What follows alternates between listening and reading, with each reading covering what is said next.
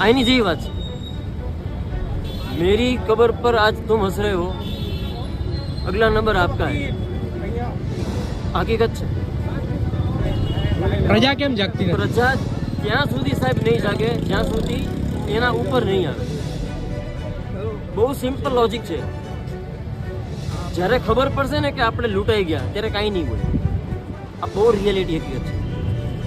બધું દેખાતા સારું લાગે છે ને સારું નથી। કહેવત છે દૂરથી ડુંગર રળિયામણા હોય અને જેટલું પીળું એટલું સોનું ના હોય। આ રિયાલિટી લાઈફની છે અને દેશની છે। જે દેશની અંદર 35% યુવાન હોય અને છતાંય જો બીજાની પાસે હાથ લાંબા કરવા હોય ને તો આપણે પાણીમાં ડૂબકી મારી મરી જવું જોઈએ। આવું હકીકત કોઈ નહીં કે આટલા ઊભાને બધાને કહી દઉં કે વાંચો પણ સારું વાંચો।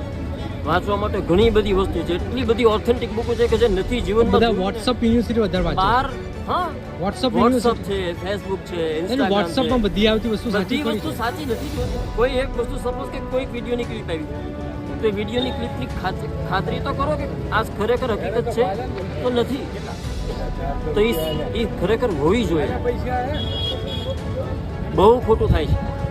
દેશના યુવાન અત્યારે એ જગ્યા ઉપર ચાલે છે કે આવતા 10 વર્ષ પછી આ જ યુવાનો આ જ માણસોને નો બોલવાના શબ્દો બોલશે અને પછી એવો અફસોસ થશે કે તે દિવસે આ વસ્તુ ન કરી હોત તો સારું હતું। લોકતંત્ર શું છે ને એ આજની જનતાને નથી ખબર।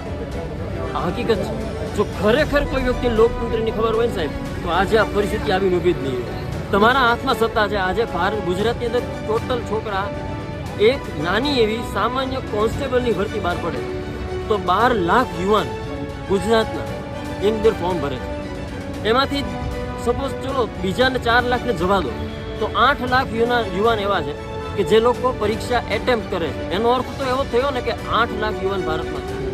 8 લાખ યુવાન હોય ને, હું એવો દાવો નથી કરતો કે મારે કોઈને કંઈક એવું નથી। યુવાનો કેમ બધા મૌન છે, બોલતા નથી બધા? જ્યાં સુધી એના ખીચામાં હાથ નાખીને પૈસા ન કરવા પડે ત્યાં સુધી ઘર કેમ ચાલે ને એ નથી ખબર। આ હકીકત છે। પપ્પાને ફોન કરે, હવે સપોઝ એની જગ્યાએ હું જ પસાર થયેલો છું। હું એવું નથી કહેતો કે આજે હું મારી રીતે કમાઈ લઉં છું, પણ આજે જે છોકરો 20 વર્ષનો છે, 24 વર્ષનો છે, 22 વર્ષનો છે કે જે હજી એને ગ્રેજ્યુએશન પૂરું કર્યું છે, ગ્રેજ્યુએશન પૂરું કર્યા પછી આજે એ વ્યક્તિ કોમ્પિટિટિવ એક્ઝામની તૈયારી, એના મા બાપની એક ઈચ્છા હોય કે મારો છોકરો એક ઓફિસર બને। હવે ગુજરાત સરકારની અંદર કઈ 10,000 ભરતી બહાર પડી તો 10,000 ની જ ભરતી મળવાની છે, એને નોકરી મળવાની છે।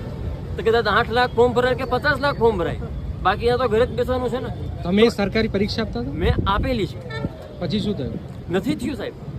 કેમ પેપર ફૂટી જાય, કોઈ જવાબ નથી આપતું, કોઈ વસ્તુનું એક્શન નથી લેવાતું।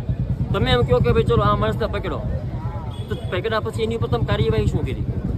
અઢળક સંખ્યાના નામો બહાર આવ્યા, ઘણા બધા વ્યક્તિઓના નામ આવ્યા। એ વ્યક્તિઓ તો ક્યાંક ને ક્યાંક એના છેડા ઉપર સુધી હોય। એટલે એક તો પહેલી વસ્તુ કે કેસને રફા દફા કરી લેવાની વાત આવે, થોડું ઘણું હોય તો ફાઇલને બંધ કરી દેવાની આવે। એટલે શું ચાલે છે દેશમાં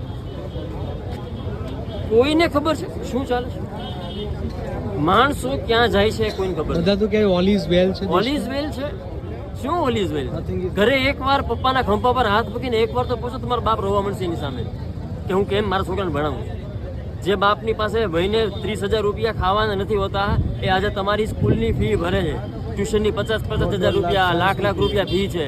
અહીંયાની એક લાઇબ્રેરી તમે જોઈ લો, એક છોકરો એક સિંગલ લાઇબ્રેરી બતાવો કે જે 1,500 રૂપિયા નીચે તમને બેસીને વાંચવા દેતા હોય। 1,800 રૂપિયા, 2,000 રૂપિયા હિસાબ માર્યો છે? 4 વર્ષ તમે 2 વર્ષ 3 વર્ષ તૈયારી કરો છો તો હિસાબ તો મારો કે તમે આખા મહિનાના કેટલા રૂપિયા જમવાના વાપો છો, પીજીમાં રહો છો તો ત્યાં કેટલા પૈસા આપો છો, તમારા ફ્રેન્ડ સર્કલની અંદર તમે બહાર ફરવા જો તો એના કેટલા પૈસા થાય છે, તમારા મોબાઈલના રિચાર્જ તમારા ફતા પપ્પા કરાવી દે છે, તમે ફી ભરો છો, પપ્પા પૈસા ખૂટી ગયા છે, મારે બુક્સ લેવી છે તો બુક્સના પૈસા તમને આપે છે। તમે 2 વર્ષ તૈયારી કરો છો તો 2 વર્ષનો હિસાબ તો માંડો કે 2 વર્ષમાં મેં મારા ઘરેથી પૈસા કેટલા મોકલ્યા, મારા પપ્પા પાસેથી કેટલા મગાવ્યા અને એની સામે મેં વળતર શું આપ્યું? વળતર નથી આપ્યું, ચલો કઈ વાંધો નહીં, સરકારી ભરતી બહાર નથી પડી, તમારો ચાન્સ ન લેગો કઈ વાંધો નહીં, પણ સરકાર એવું કહે છે કે તમે ધંધો કરો। ક્યાં છોકરાને સારો એવો ધંધો કરે તો લોન મળે જ નહીં? લોન મળે તો કે તમે લોન માટે એલિજિબલ નથી। હવે જે પપ્પાની પાસે આજે 5 લાખ રૂપિયા કે 10 લાખ રૂપિયાની કેપેસિટી નથી એટલે તો એ છોકરાને પરીક્ષાની તૈયારી કરાવે જ ભાઈ. હવે જે એના ફાધરની કેપેસિટી 50-60 લાખ રૂપિયાની કેપેસિટી હોય તો ધંધો ન કરાવી દે કે ભાઈ આલે ભાઈ 25 લાખ રૂપિયા આપું છું, તારી રીતે ધંધો કર, અટક ત્યાં મને કહેજે. જે માણસ પાસે નોકરી સિવાય કોઈ વિકલ્પ નથી. અત્યારે તમે પ્રાઇવેટ સેક્ટરમાં જાઓ, સિમ્પલ તમારી વસ્તુ કરી લો. તમે જર્નલિઝમમાં જાઓ, તમે કદાચ જીએનયુમાં જર્નલિઝમ કર્યું હોય, તમારી પાસે માર્કશીટ હોય, તમારી પાસે એક્સપિરિયન્સ છે તો નહીં, તો જાઓ ગ્રાઉન્ડ ઉપર. સિમ્પલ લોજિક છે. તો યુવાનો તો નશો ચડી ગયો છે ને. નશો પણ એક રિયાલિટી છે. 10,000 ની ભરતી બહાર પડી, એમાંથી 10 લાખ છોકરા ફોર્મ ભરે, 10 લાખમાંથી 10,000 લાગવાના. આ એક ઉદાહરણ છે, એક્ઝામ્પલ. તો બાકીના છોકરા શું કરશે? તો કે ભાઈ બાકીના છોકરા શું ધંધો કરશે, પણ કયો ધંધો કરશે? પહેલી વસ્તુ તો જે વ્યવસ્થિત ફેમિલીમાંથી છે એ લોકો નાના ધંધા કરવા ગમતા નથી. એ લોકો સીધું સેટ થઈ જવું છે. સીધું સેટ તો થવાતું નથી, એની માટે ક્યાંક જોબ કરવી પડશે. જોબ કરવી છે તો એક્સપિરિયન્સ નથી, કેમ કે ગ્રેજ્યુએશન પૂરું કર્યું અથવા તો માસ્ટર્સ પૂરું કર્યું. માસ્ટર્સ પૂરું કર્યા પછી એને કંઈ કરવાનું નહીં. જોબ એક્સપિરિયન્સ નથી તો તરત માણસ પૂછવાનો કે તમે 2 વર્ષ શું કર્યું? તો પરીક્ષાની તૈયારી કરી. પરીક્ષાની તૈયારી કરી તો કે યાર કોઈ પણ HR હોય વિચારે કે યાર આ ગવર્મેન્ટ તૈયારી કરે છે તો આ ગમે ત્યારે જતો રહેશે,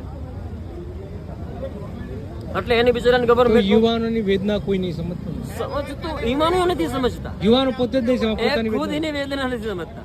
પછી બીજા કોઈ સમજે ને. હવે તમે આજે મારું દુઃખ છે એ જ્યાં સુધી હું મારા દુઃખને નહીં સમજી શકું ત્યાં સુધી મને કોણ સમજશે?